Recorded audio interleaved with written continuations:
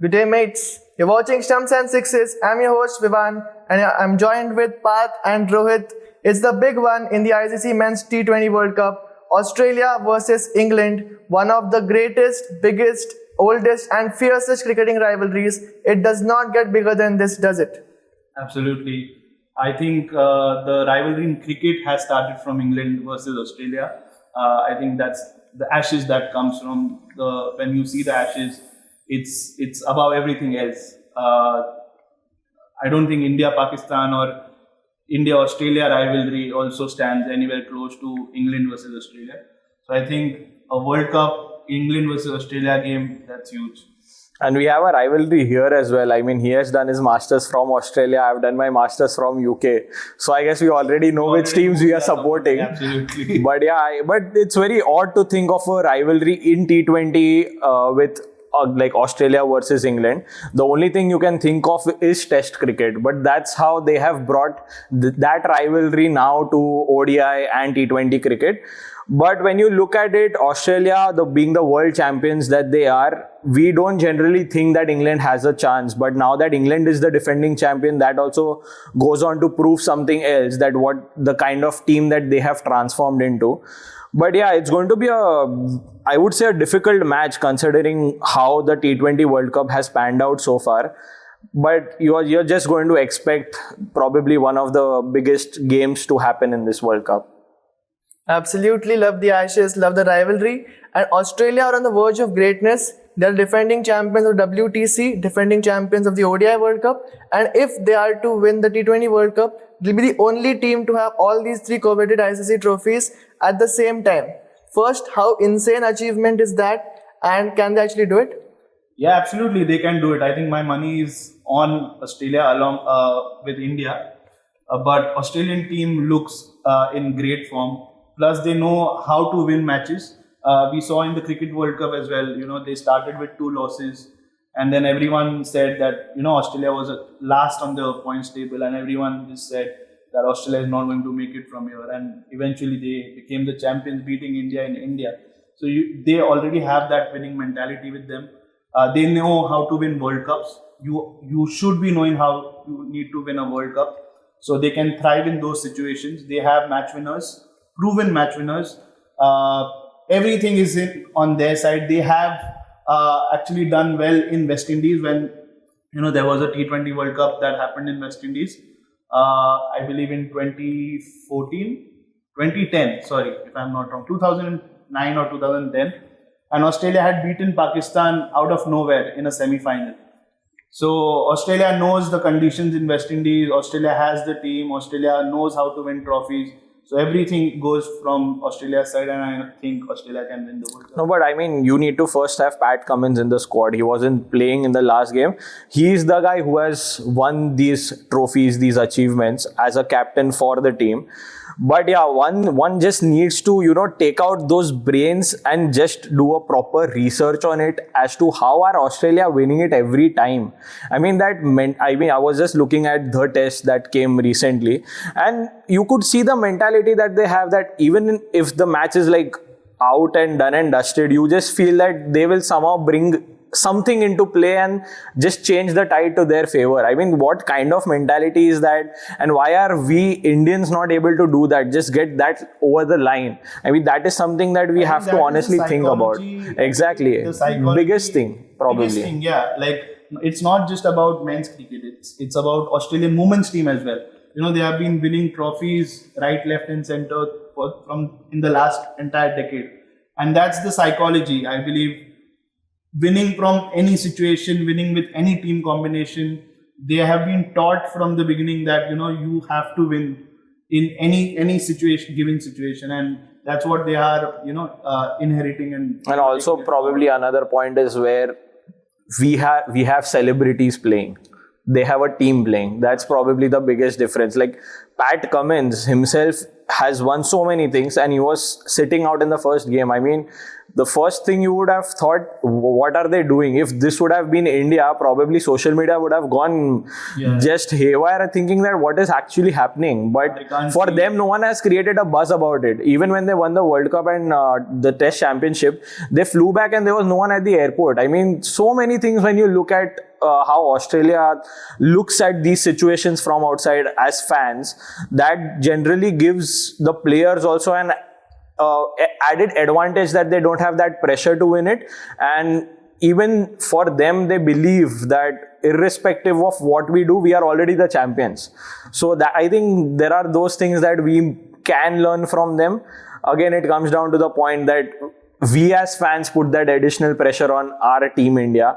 So now that everyone saw Rohit and Kohli opening, again everyone started who's better, who's not. Why can't you just think that these two are playing for India and they are actually trying to win the cup for the team, for the nation? But yeah, once we as fans start trying to do that bifurcation between who's great and who's not, I think that is where the pressure builds onto them as well. And so Australia, I guess they have taken that right thing ahead, and that's why I don't actually see this as a big contest between these two sides, Australia and England, because Australia has that advantage and it will definitely be the number one team irrespective of the result of this game. But yeah, I mean, just looking forward to this game. There's nothing actually more we can say about this. Absolutely, and the way they're dominating, if they are to win the T20 World Cup, we also have the Champions Trophy coming up next year to make it 4-4. But like you mentioned, Pat Cummins didn't play, Nathan Ellis played. Why do you think that is? I mean, see, again, it's more about how they might have read the conditions, or they might be thinking that we might need Pat towards the later stage of the tournament, knowing that Pat has played a big role in the IPL.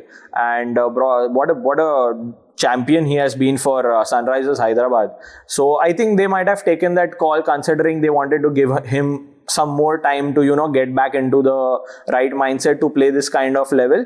And they are also trying out. See, when you're playing against, I'm not putting any team down, but when you're playing against teams like Oman, that is where you can, try and give some players who don't have that confidence enough, and you can put them into the squad and see if they can, perform well. And I think that is what they were trying to do. But I guess when they have matches like this against England, and when they are into the next round after the league games, that is where they'll try and play with their perfect squad, which they think that can win the World Cup for them. Also, I think kudos to Pat Cummins for taking this positively.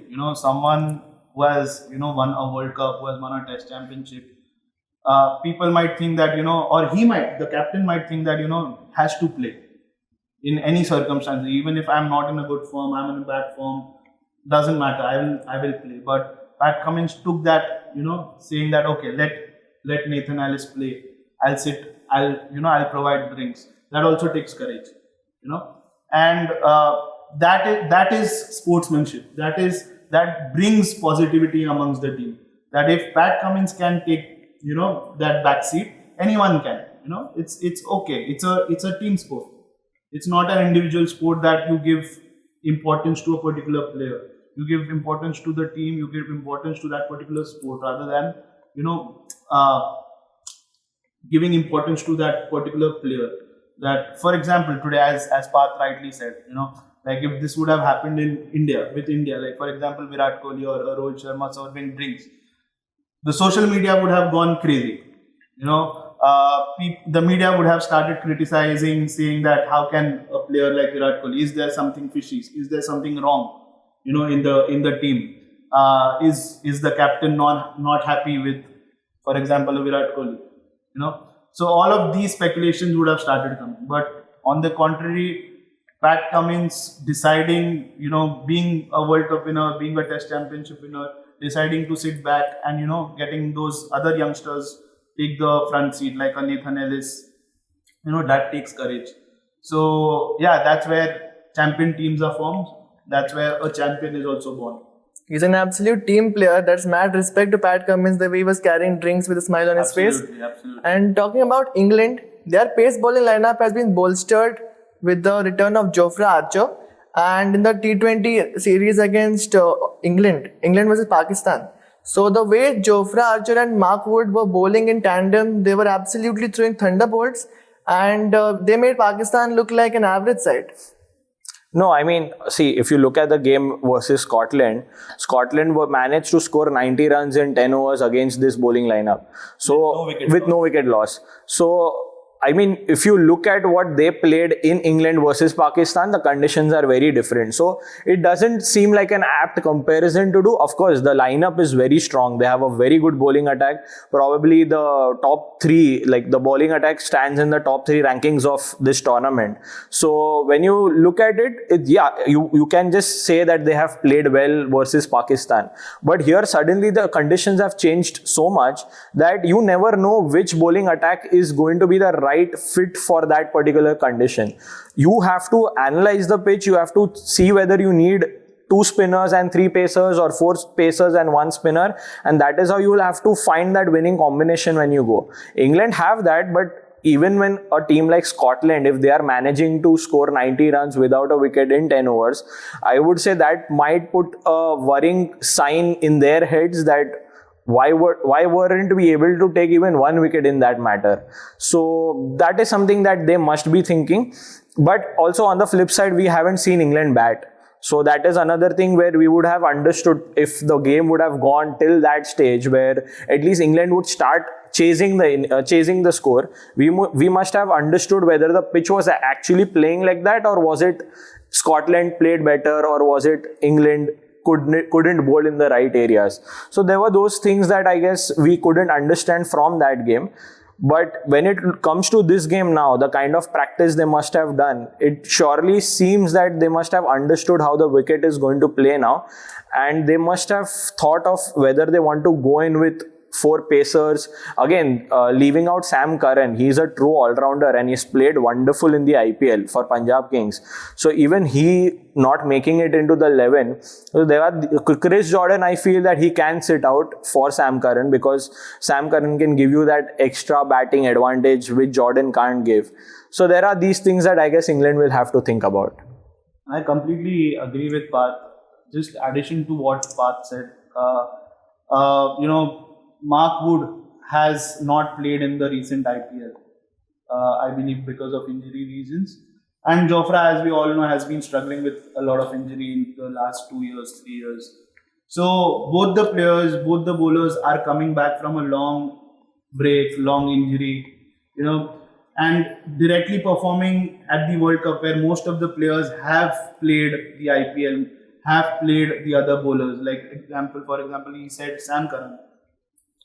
Sam Curran has that experience of bowling to a David Warner, has the experience of bowling to a Glenn Maxwell in the IPL. Probably the conditions would vary, but the techniques of the batsman, something or the other about the techniques. So for a Jofra or for a Mark Wood to directly come into a World Cup after an injury or a long break, that would be difficult, as psychologically the batsman can get onto you that you have come after a long time, I'm going to bash you for about 16-20 runs in an over, and that would suddenly get your confidence down. You might get a couple of wickets, but if you are giving 40 to 45 runs in 4 overs, those 2 wickets probably would not matter much. Yes, and like Parth rightly mentioned, there's a lot of chatter about the pitches and the conditions. Even a team like Australia with the batting lineup they were 29 for 3 against Oman, and Sri Lanka got 77 all out. We've been seeing it. So what are your thoughts on so far on the pitches and conditions in USA and West Indies? I believe I was watching the India versus Ireland game last night, and I think the ground, probably the outfield basically, was so slow that the ball was not traveling much. Apart from that, there was uneven bounce, and this is something which the batsmen are not comfortable with. The ball was probably staying low, the ball was bouncing high. The batsman was just confused as to what is the batsman actually expecting in the next ball. And that would definitely play a huge role in a crucial match like Australia versus England. Again, Mark Wood, Jofra Archer would try to bowl those fast deliveries, but probably if the ball stays low, the batsman would again be in a fix. So my view is, the grounds have been very, average, not or below average probably as of now, but can be improved as the tournament progresses. And I think one thing that England must be happy about is the way Oman played against Australia. I mean, they just lost the game by 39 runs. So England would have thought that they would fancy their chances when they play against Australia, because the pitch is something that you never know who has the advantage. But yeah, I mean, when we see people talking about this World Cup in particular, the only chatter you can think of is, or you can hear, is the pitches and the conditions. And as much as we know that T20 is a form of entertainment and you want to establish that in the US market and you want to bring in more people from the US to follow this game, as a diehard cricket fan, I am loving what is happening around. I mean, when you are looking at matches where only 80-90 is scored and the team is able to try and defend it in a very tight way. It's not like the team is scoring 80 and the opposition team is chasing down in 10 overs. It's going right down the wire. That's what happened in the match that happened Uganda. Exactly. PNG. Correct. PNG scored 77 runs and then Uganda struggled to chase that down. They lost 7 wickets while chasing 77. Even Sri Lanka versus South Africa. So Sri Lanka couldn't score. They scored 77 around, I guess, if that's the score. And South Africa also took time to chase it down. So, I mean, I am actually loving the kind of cricket that is played because it's bringing out the real test. The West Indies game. So, West Indies, I think, was chasing 134, 136. 138, yeah. 138. And they took 19 overs to chase that with 6 wickets down. So, it's even Stevens for both the teams. So, and it's amazing, and in fact you actually get to know which team is scared of it and which is not. I just saw a press conference, or was it just the post match show, where the interviewer asked Nokia from South Africa about his thoughts on the pitch and everything, and the point that he told was absolutely amazing, that you don't need to have 26s in every T20 game. This is also a game, and T20s can be like this, where you have to play out these tricky situations, these tricky conditions, because again, these are drop-in pitches. You never know how these are going to be played. So I think the real test in T20 cricket is this format, where you are actually not trying to score 250, 260 and entertain the crowd, but you are actually playing real cricket. And I guess when people see that this is real cricket, this is how cricket is actually played, that you will not have 200 scored every time, I guess that will bring in true genuine cricket fans rather than just people coming and watching the game. Because even the India versus Ireland game, when I was looking at the match, I could see stands being empty. So I know that the broadcasters might have kept the timing such that the Indian audience sitting in India can view that, but it's for the people in the US, right? So you have to try and get as many people there to watch that. And if the stands are still empty, and then if you are complaining whether the matches are not going till 200, 300, then I don't think that's the right approach. Probably what we feel is that if it is being played like this, let it happen. Let the teams actually show whether they are skilled enough to play this kind of conditions. So I am just enjoying what the pitches, the conditions, the outfield, everything has made this T20 into suddenly a test match scenario. And who doesn't love test? So. And even against Oman, Australia relied on a one-man brilliance from Marcus Stoinis. It was only him. Australia were in a state of bother. Exactly. And it was Marcus Stoinis with that 36 ball, 63 and those 2 wickets, who changed the match for Australia. Exactly, that's true. Marcus Stoinis is a terrific all-rounder. I mean, he might have thought he would have played a bigger impact in the IPL. But yeah, for Australia, he's still a very big all-rounder. And I guess now that Maxwell is not able to perform at the level that he is, I mean, he was very unlucky. And the catch was a brilliant catch that because of which he had to get out on the very first ball. But I guess just because Maxwell isn't performing, that still puts a pressure on Marcus Stoinis to perform. And I guess Marcus Stoinis is able to take that pressure in the right way and then perform for Australia. And because he's a true all-rounder, he still has to come and bowl in the next innings or in the first innings and then has to bat in the second innings. He will try and make sure that he gives his best in both the situations and try and win the game for Australia single-handedly, because then it puts very less pressure on the other team members members. They are able to play their game naturally. Even for a player like David Warner to play that kind of innings, you would think that he would have smashed them right from the first ball. But when he saw that it's not able to do that, even he took time out. Travis had actually went in that mindset. He was like, I'll just go and smash, but he couldn't do that. And that is where you need to keep adapting when you see that kind of pitch and the kind of way the bowlers are bowling. So Marcus Stoinis played a really fantastic innings that night. So hopefully now that when they play England, I feel it's going to be a very low scoring thriller. And Maxwell, I mean, I feel that Maxwell is going to perform now. He must have been unlucky in that game, but he's definitely come out from his traumas of the IPL, and he's definitely going to be a match winner for Australia when too. Maxwell is playing for Australia, Maxwell is something else. He's a beast. You know, we have all seen how Maxwell single-handedly won the game against Afghanistan, in the World that Cup. 200 with those cramps and fatigue. So leaving aside, I'm getting goosebumps thinking of that innings. I believe you had gone for the game, Yeah. watched it live. So nothing better than that. Mad. But I'm saying that Maxwell has won a couple of 50 over World Cups with Australia, T20 World Cup, has been with the Australian team for almost a decade now. So leaving aside IPL, Maxwell for Australia is one of the top players. It's the yellow jersey that is doing jersey, the. absolutely. So this time it's Thala for a reason. green jersey. But we cannot write down or write off Maxwell in any situation. Like even if it's Maxwell is in his worst form, I would still have him in my playing 11, because the day Maxwell plays, it's game for Australia. Like I don't think the team stands, the opposition stands a chance to win when Maxwell is in his prime. Exactly. Australia in T20s are really good in the middle overs.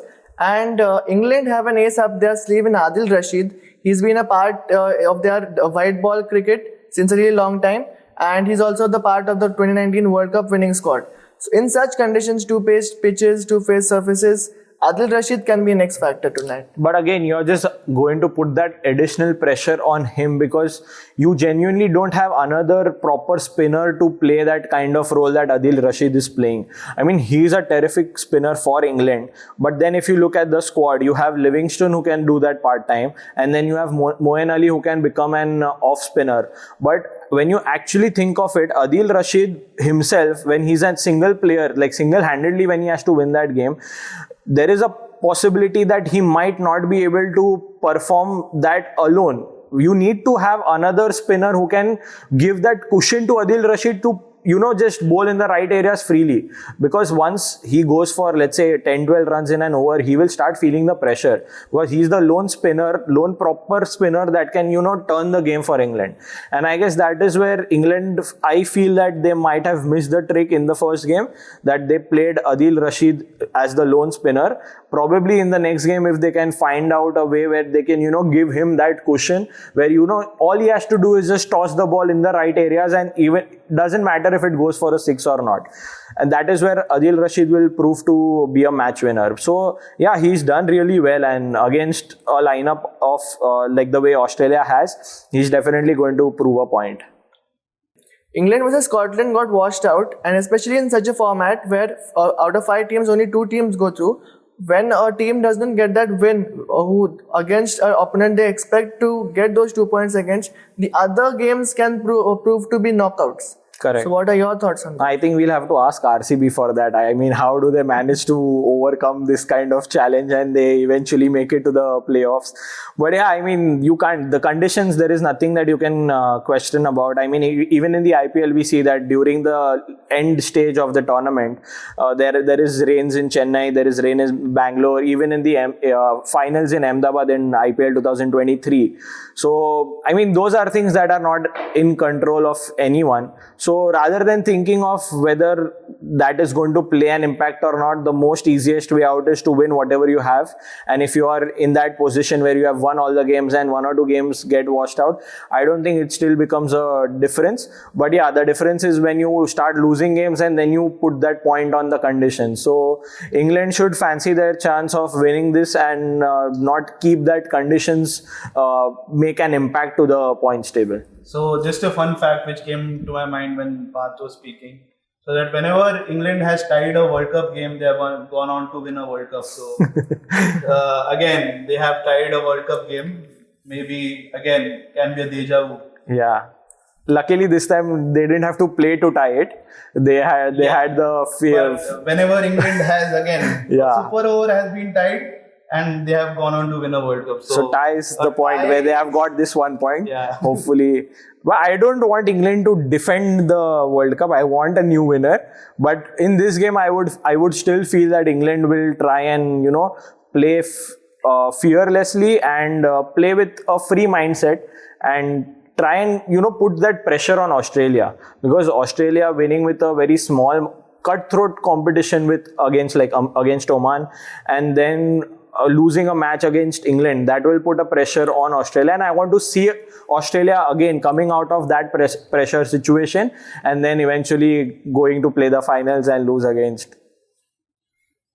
Don't want to say that. Don't want to jinx it. England and the Rains are a match made in heaven. The only match which got washed out was the England versus Scotland game. Yeah. So many big names are going to be on action. So who do you think is your player to look out for?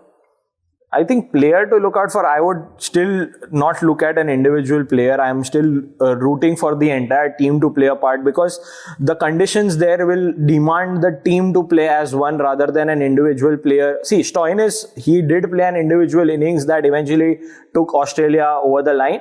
But if the team is able to perform and replicate that kind of thing that what Stoinis did, I mean, that team will stand a better chance to, win the game. And I guess we have already told our predictions that because he's done his masters from there and I have done my masters from England. So I guess that's our prediction definitely. But yeah, if you ask me, I believe the big boys are going to step up for the England versus Australia game. Considering it's a high intensity game, they have already faced that pressure in the past. Players like Jos Buttler or Bairstow, can obviously step up for England. And then in terms of Australia, someone like a Stark or a Pat, I'm sure Pat Cummins would be back for the England game.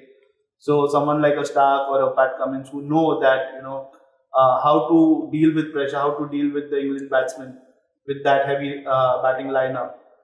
These are the players that are going to step up for the, for these type of games. We have already seen Stark step up for, KKR in those crucial matches in the playoffs as well as in the finals. So I'm sure he's going to replicate that.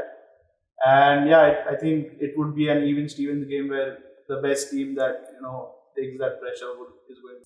I was going to ask you for predictions, but as you've already given them, it's going to be a blockbuster clash between Australia and England. It's going to be really interesting to see which team gets the win and runs away with the 2 points.